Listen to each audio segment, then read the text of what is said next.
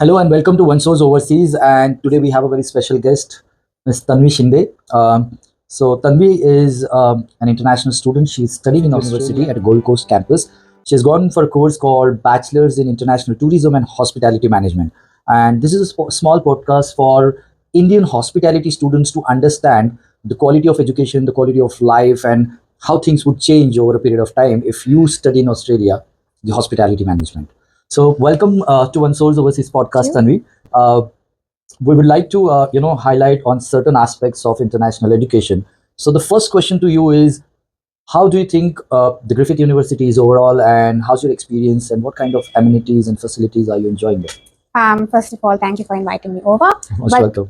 With Griffith University, I would say the overall experience was really, really good. The campus I'm in, the Gold Coast campus, so beautiful. It's in the middle of a nice little forest kind of thingy. So you get to enjoy a lot of wild animals coming into Australia as well. Little koalas coming with you for your studies and classes as you go. Beautiful facilities. You have all the your tutors, your class conveyors being really friendly to you. You have all the facilities up there. If you need any help, if you need any let's say if you want any technological things, you have them all over the campus spread out. With the campus, you also get a little bit help with your stay over as well. So you have the campus villages. We can stay, all the international students stay up there for the first and second year, which helps to know all the people around, know the campus well, and helps overall. Great. So, I believe the library is awesome. The Yeah. IT center is really great. The sports facilities are amazing. It's a gym area and the wildlife that you're Yes. enjoying. Yeah. So great. Tell me about the course curriculum or how different it is from Indian education system, the Australian education system. Is it very practical? The courses are designed according to the industry. How does it go? So the courses are really different compared to our Indian education. Indian education, I'll say, is mostly focused on syllabus and exams and then assessments. But if we see on Australian scale, it's more about practical knowledge, more about how these real life situations you'll face, how the real life situation will be. There'll be case studies. You'll have a chance more than just what you're studying. You'll have a wide perspective on different kind of topics as well. Let's say if I'm doing hospitality, you can also try and see select courses in other departments as well. Let's say tourism, aviation, or any other thing that you like. So there's a wide perspective up there, different to something Indian education, which is more rigid, I'll say, which is mostly focused on only one thing. Okay, great. So, does your course also provide internship opportunities in the industry? Yes. So as you come near your last year, which is my now third year, will be last year for me. They offer you internships or like courses where you get to get a hands-on experience with the international brands. Let's say, for example, Marriott, they'll have ties with these big international companies which will come into campus and offer you jobs. We'll do like a small little test to see what kind of department you're into, and then they can take you up from there as well. Amazing, amazing. How about the part-time jobs? What are the hourly pay? What kind of money a student can earn officially according to the immigration laws while they're As of now, studying? international students get 48 hours fortnight. So of course, so for part-time job, you get those many hours. Because I got my job through an internship, so I'm being paid like $26 per hour, which is like a starting rate for like a basic rate for starting students, like an internship rate. From there, if you get into management position, it goes up from there. It goes up Yeah. from there. So I believe about $26, 96 hours fortnight. Probably that's like in a month you are making somewhere around $2,500, which is good enough to take care of your living expenses in total and probably save some Yes. amount. Okay, so that's one of the takeaway that students working here after their bachelor's degree and doing internships in bigger brands like Oberoi's or Hilton. I've seen many students who are getting paid to the tune of 10,000, 12,000 Indian rupees, and getting 2,500 Australian dollar is like almost 1.3 lakhs in a month. Of course, that is good enough to take care of your living expenses. But moving forward from here, like after completing your bachelor's, what would be the general wages that you're expecting to earn as a full-time employee? So it'd be around a little bit more than what I'm getting right now for part-time. More than the rate change, it's like if when you go from part-time to full-time, you get more perks, you get more annual leaves, you get more paid leaves, which is so much more better than money, I'll say. Because if you're sitting at home and you're getting paid, nothing can be better than that. But say if you say about full-time, it will be around 60 to 70K per year. 60 to 70K per year. And of course, like that's a lot of money. Yes. So we're looking at an annual income of around 45 lakhs, barring the taxes and your personal expenses. I think we still are in position to save around 20 lakhs odd. That's a good deal, Yes. right? Being in Very good, hospitality. yeah. Okay. So great perks coming down with hospitality education in Australia. Also, a lot of hospitality trades are in skill shortage. So there are higher chances of you being retained and applying for the immigration as well.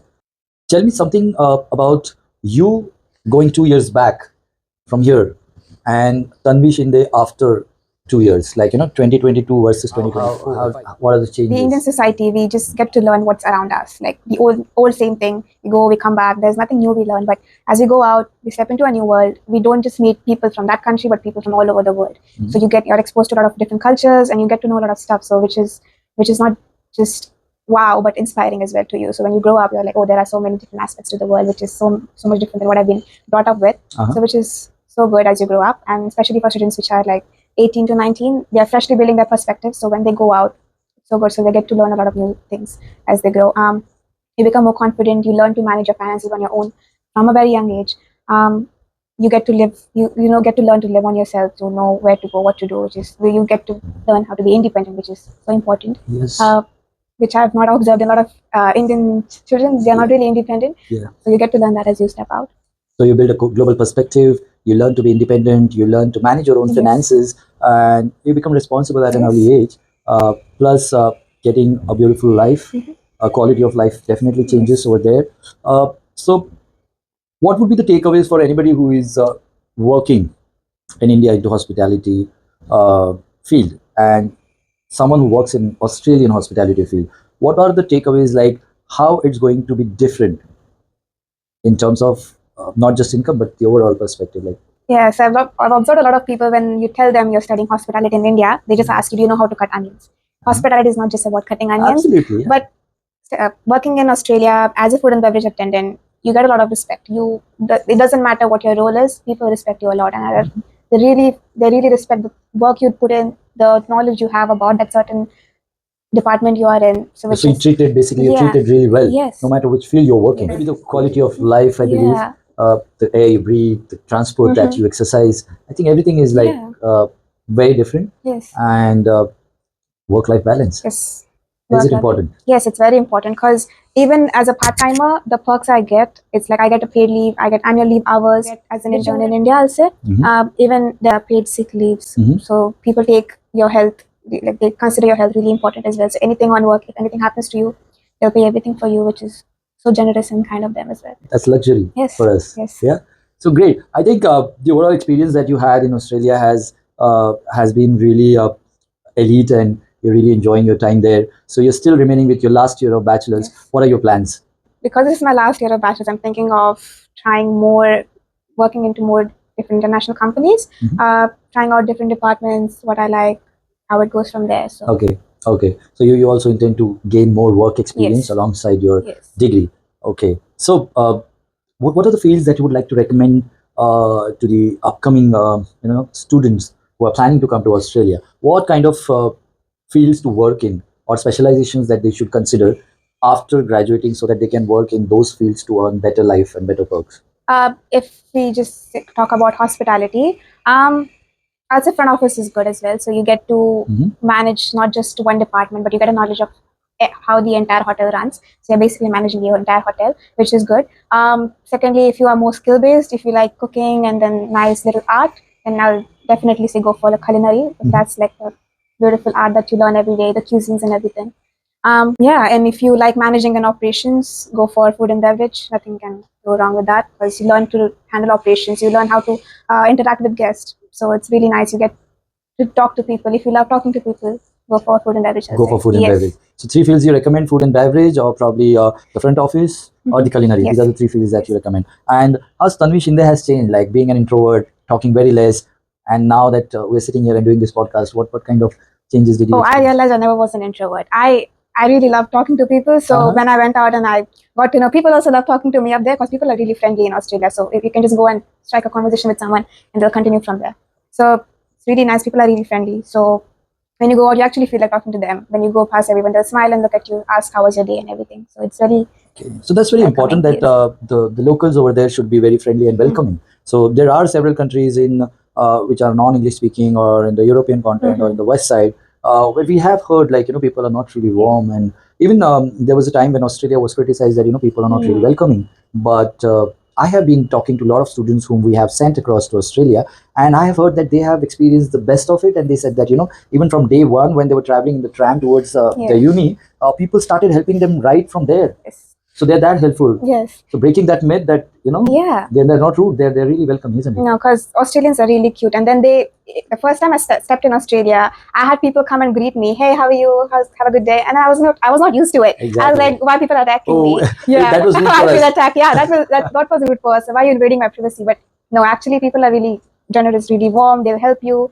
They wouldn't judge you based on anything. So imagine in really India if we friendly. do that and we just greet a stranger and Yeah. we don't get a cool reaction because Yeah. that's not right. Yeah. But yeah, I've been experiencing even in the British culture, like, even if you're passing by a stranger, you generally say hi and you say how Yeah. you, a good day. Mhm. That's a small gesture that Yes. just makes your day. Yes. So absolutely, it's so it was really interesting, and an eye opener for a lot of hospitality aspirants with your experience. Any last word that you want to give to the student community? Yeah. I'll say if you're planning to go out, do as early as possible because there's no right time for anything. Uh-huh. When you step out, you just step out and you just go for it because the more you wait, the more you put the pressure on yourself to like be something, but there's nothing out there. It's like really calm, really chill. So you can step out, just be yourself. Everything's gonna go well. So, great information and insights coming from Australia. I hope you guys like this video. I would love to have you on board with our One Source platform. You can like, you can subscribe us for more details coming in from different countries and different areas and specializations, undergrad and masters. So do like and subscribe. And thank you, Ms. Tanvi Shinde, for joining us.